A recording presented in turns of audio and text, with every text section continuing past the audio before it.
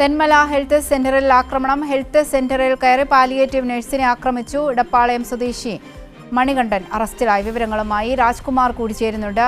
രാജ്കുമാർ, എപ്പോഴാണ് ഈ ആക്രമണം ഉണ്ടായത്? എന്താണ് ഇത്തരത്തിൽ പ്രതിയെ ഒരു ആക്രമണത്തിലേക്ക് പ്രേരിപ്പിച്ചത്? അവന്തിക ഇന്ന് വൈകിട്ട് 5:30 ഈ പറയുന്ന സംഭവം ഉണ്ടാകുന്നത്. ഇയാൾ ഈ പാലിയേറ്റീവ് നഴ്സിനെ മറ്റെന്തോ ആവശ്യത്തിന് വിളിച്ചു. ഫോൺ അറ്റൻഡ് ചെയ്യാൻ തയ്യാറായില്ല. അതേസമയം തന്നെ ഇവർ സുഹൃത്തുക്കളായിരുന്നതായും പറയുന്നുണ്ട്. എന്തായാലും ഇതിന് പ്രതികരിക്കാൻ തയ്യാറായതോടെ ഇയാളെ ശല്യം സഹിക്കാൻ വയ്യാതെയാണ് ഇയാളുടെ ഫോൺ അറ്റൻഡ് ചെയ്യാൻ തയ്യാറായിരുന്നത്.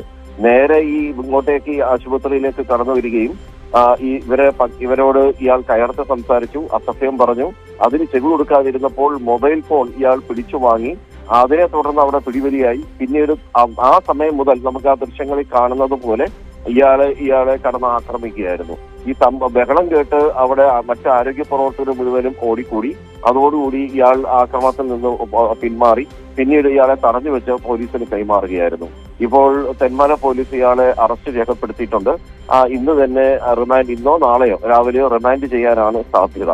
മുമ്പും സമാനമായ ഇതേപോലെ ഒരു ആരോഗ്യ പ്രവർത്തകയെ കയ്യേറ്റം ചെയ്തതുമായി ബന്ധപ്പെട്ട് ഇയാൾക്കെതിരെ കേസുള്ളതായും പറയുന്നു. അക്കാര്യത്തിൽ ഒരു സ്ഥിരീകരണം നമുക്ക് ലഭിച്ചിട്ടില്ല. പക്ഷെ മറ്റൊരു ആക്രമണ സംഭവം കൂടി ഇയാൾക്കെതിരെ ഉണ്ടെന്നായിട്ടാണ് നമുക്ക് കിട്ടുന്ന സൂചന. അവന്തിക.